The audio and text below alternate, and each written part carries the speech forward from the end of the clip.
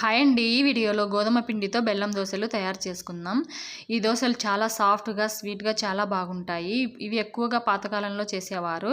నేను ఇక్కడ ఒక కప్పు గోధుమ పిండి, ఒక హాఫ్ కప్పు బెల్లం తీసుకొని మెల్ట్ చేసుకొని ఫిల్టర్ చేసుకున్నాను.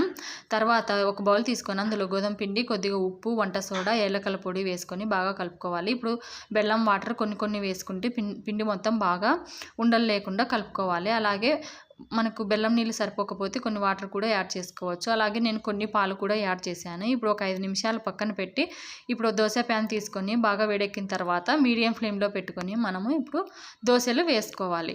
తర్వాత పైన కొద్దిగా నెయ్యి వేసుకోండి. నెయ్యి వేసుకుంటే టేస్ట్ చాలా బాగుంటుంది.